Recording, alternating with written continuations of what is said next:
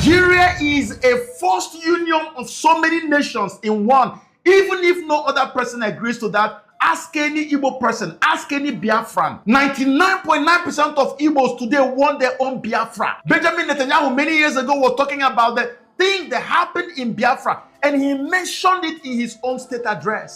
Biafrans went to war for 3 years with Nigeria because they wanted freedom. And you are here talking about the two-state solution when you have not settled the issue of Biafra. Watch this video from Jesse Okechukwu. Now this particular video, Oji no way for Nigerian government and keep as well. A whole lot was exposed in this video. Watch your video. You watch here. Kabaro metrona kana share button. Can always right with fear. Enjoy the rest of the videos. I will be right back. Let me tell you where this started from. This outcry is as a result of the very undiplomatic behavior of Nigeria's vice president. And it happened when? This happened in September of this year. And this was September 24, 2025. And what was the occasion? It was a statement when the Vice President of Nigeria, I'll give you the caption of his statement. It says, statement delivered by His Excellency Kashim Shettima, GCOM Vice President, Federal Republic of Nigeria, during the general debate of the 80th session of the United Nations General Assembly in New York. Remember that video of your vice president where he was campaigning or canvassing for the freedom of Palestine? Let's not talk too much. I want you to watch the video of your vice president at the United Nations. We are despised by terrorists because we choose tolerance over tyranny. Their ambition is to divide us and to poison our humanity with a toxic rhetoric of hate. Our difference is the distance between shadow and light, between despair and hope, between the ruin of anarchy and the promise of order. We do not only fight wars, we pit and shelter the innocent victims of war.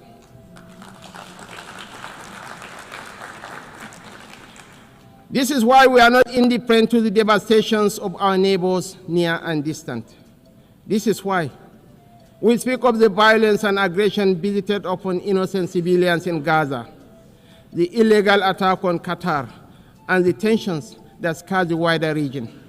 It is not only because of the culture of impunity that makes such acts intolerable, but because our own bitter experience has taught us that such violence never ends where it begins.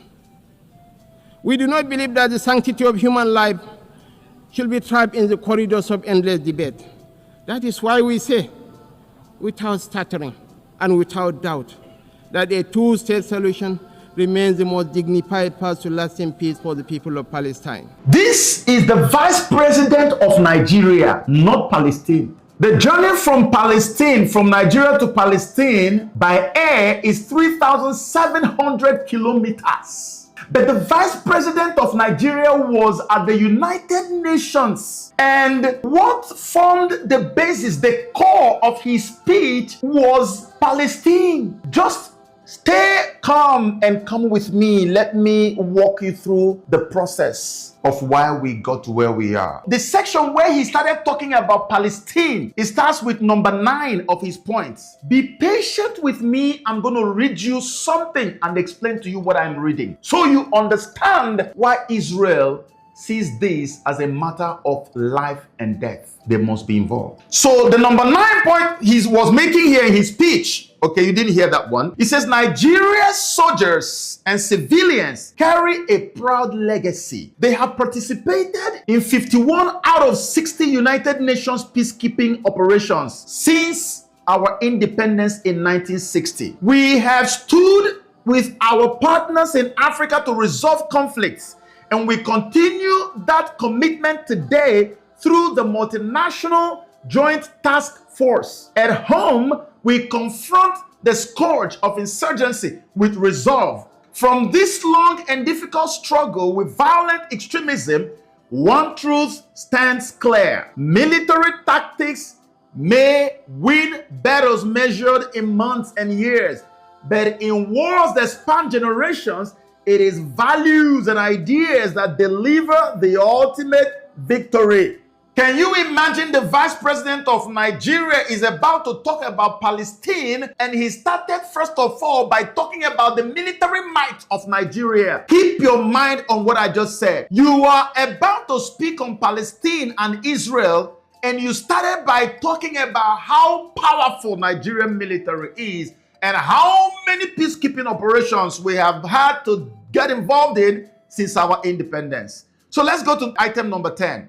So number 10, he says, we are despised by terrorists because we choose tolerance over tyranny. Their ambitions is to divide us and to poison our humanity with a toxic rhetoric of hate. Our difference is the distance between shadow and light, between despair and hope, between the ruin of anarchy and the promise of order. We do not only fight wars, we feed and shelter the innocent victims of wars. Are you hearing? The vice president of Nigeria, he's about to talk about Palestine. And look at all the things he's saying.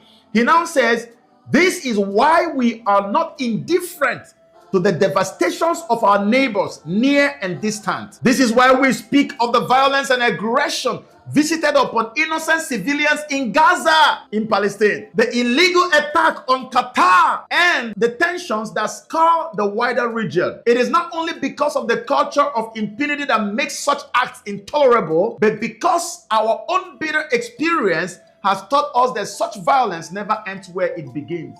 My beloved ones, I don't know any nation that will hear stuff like this and not see that this is a threat of military action against Israel. The war that is visited, the violence, that aggression visited upon innocent civilians in Gaza, and then the illegal attack on Qatar. The vice president of Nigeria basically speaking against Israel's actions in Gaza and Israel's attack on Qatar, and then mentioning war and military might in the same sentences where he's talking about what Israel is doing in Gaza.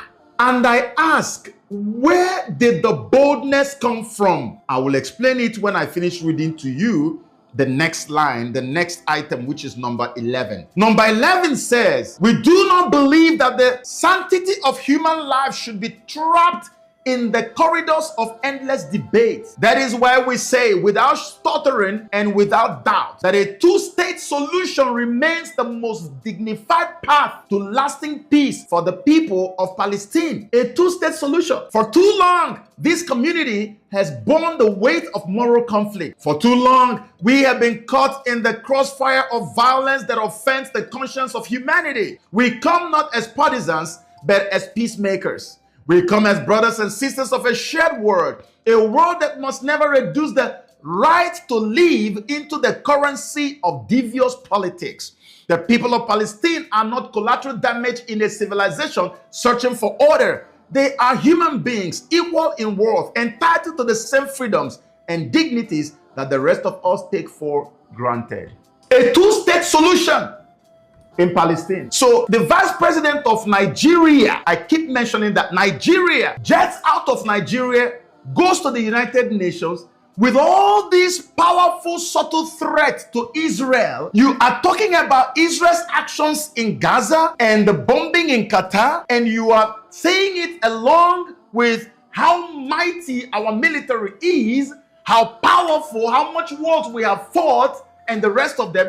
And on top of that, you now say two-state solution. Knowing how sensitive these topics are, you're talking about two-state solution when you have people in your own country where you come from who are not even united. Nigeria is a forced union of so many nations in one. Even if no other person agrees to that, ask any Igbo person, ask any Biafran. 99.9% of Igbos today want their own Biafra. Benjamin Netanyahu many years ago was talking about the thing that happened in Biafra, and he mentioned it in his own state address. Biafrans went to war for 3 years with Nigeria because they wanted freedom. And you are here talking about the two-state solution when you have not settled the issue of Biafra. in your own country where you came from. What gave you the audacity and the boldness to do that? It is because you believed that the conquest by Islam of Nigeria had now been completed, which is why you guys had Muslim ticket. If it wasn't that there was Muslim ticket and that psychologically you believed in your mind that you guys have already conquered Nigeria, that any other thing anyone was talking about was nonsense, was balderdash, you would never have the audacity to go to United Nations rather than talking about what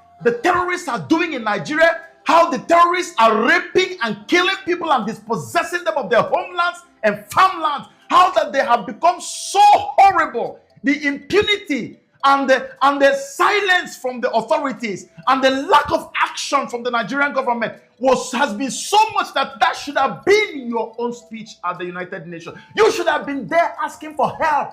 Instead, it was Palestine because you felt like, well, we have gotten this nation now. We are now the giant, the Muslim giant of Africa. And so with all the might we have, resources, economic power, military, we can actually now help other Muslim brothers that are suffering. So you were basically putting yourself up as the big helper, the big savior for Palestine from Israel. And you don't know how diplomatic code words can actually ring in the ears of the opponents. Israel got it.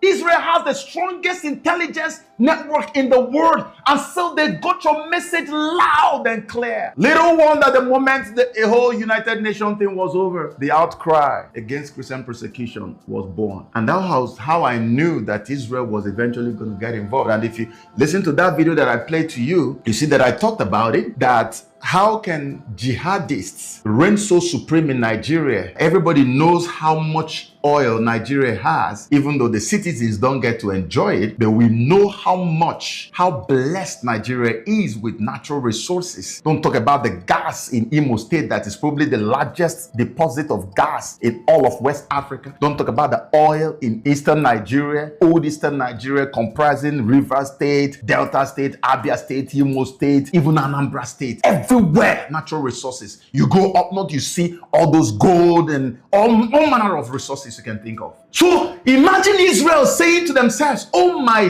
God, is this what we are faced with now? So these guys now have taken over Nigeria and then they gain access to the oil well. Probably as we're talking, before you know it, the terrorists who have been conquering from up north, coming to the middle belt, they have taken over local governments in Benue State. I was there when the governor of Benue State then, Otom, was saying that about 18 or 19 out of 20-something local governments have been taken over by the Fulani militia, ethnic militia, and that they have renamed the villages they took over from Christians who are now living in IDP camps. Took over Christian villages, renamed them immediately. Recently, a soldier came out and said he was leaving the army, Nigerian army. He was so angry, the video was viral. He said his anger was that they saw their own commanders in the army helping invading Fulani terrorists settle down properly in the Christian villages that they took over forcefully from Christians in Benue State. Everybody saw the video. And some others will get angry and say that every time we see Boko Haram or terrorists to shoot,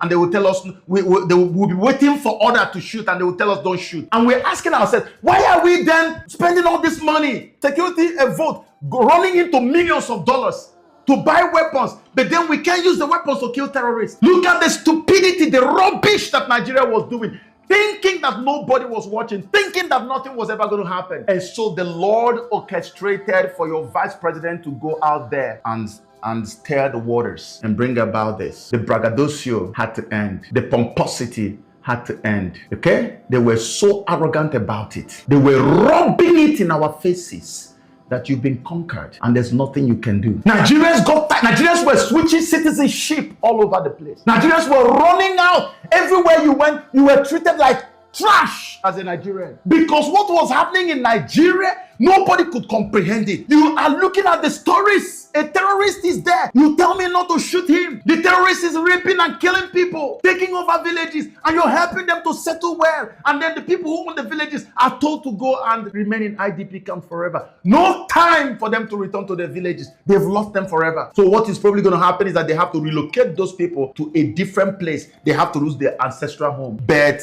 the vice president of Nigeria is busy canvassing for a two-state solution between Israel and Palestine. They are busy criticizing Israel for saying that the Palestinians have to leave and go somewhere else. But the Christians in Nigeria who have lost their homes to Fulani ethnic militia are meant to be relocated to another place to lose their homelands forever. But in Palestine, they are not supposed to lose their homelands to Israel. You never thought the double standard was going to be exposed. And so now let me come down to the point I was trying to make. Every single thing that the vice president of Nigeria, every signal he sent to Israel is what he's getting back now. Let me start with the first signal. The message from our brother J.C. Okechukwu, former Nollywood icon, but now a preacher of the gospel.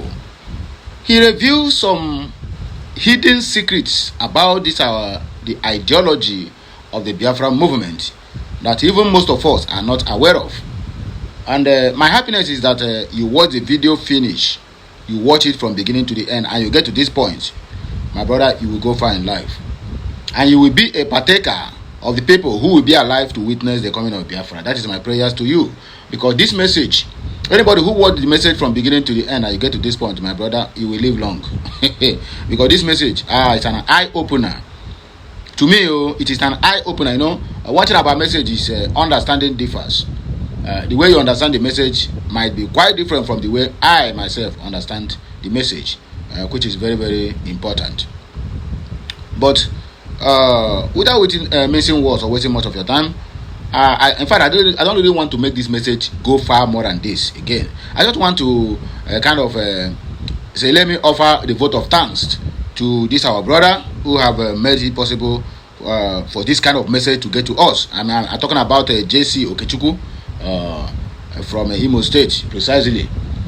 Well, just enjoy the rest of the news as we just dissect the comment section a little bit, and then we'll round up.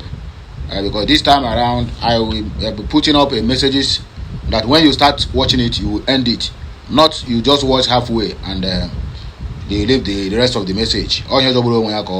Innocent Day, they say they want home for Christians, and instead of staying home for Biafra, they came out again to be asking for Biafra. So fake is the demand. I don't understand. Innocent Day. So fake is the demand.